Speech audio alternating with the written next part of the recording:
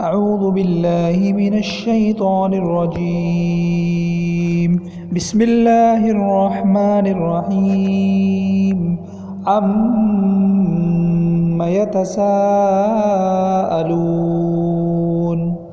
عن النبأ العظيم الذي هم فيه مختلفون كلا سيعلمون ثم كلا سيعلمون ألم نجعل الأرض مهادا والجبال أوتادا وخلقناكم أزواجا وجعلنا نومكم سباتا وجعلنا الليل لباسا وجعلنا النهار معاشا وبنينا فوقكم سبعا شدادا وجعلنا سراجا وهاجا وأنزلنا من المعصرات ماء ثجاجا لنخرج به حبا ونباتا وجنات ألفافا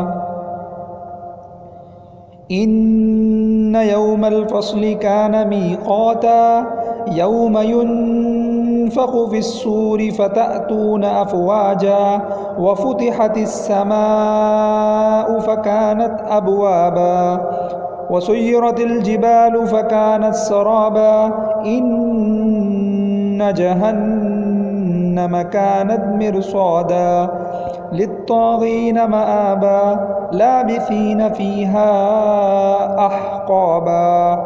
لا يذوقون فيها بردا ولا شرابا إلا حميما وغساقا جزاء وفاقا إنهم كانوا لا يرجون حسابا وكذبوا بآياتنا كذابا وكل شيء أحصيناه كتابا فذوقوا فلن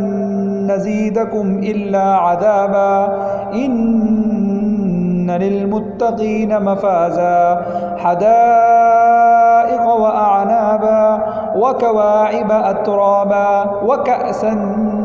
دهاقا لا يسمعون فيها لغوا ولا كذابا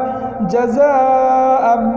من ربك عطاء حسابا رب السماوات والأرض وما بينهما الرحمن لا يملكون منه خطابا يوم يقوم الروح والملائكة صفا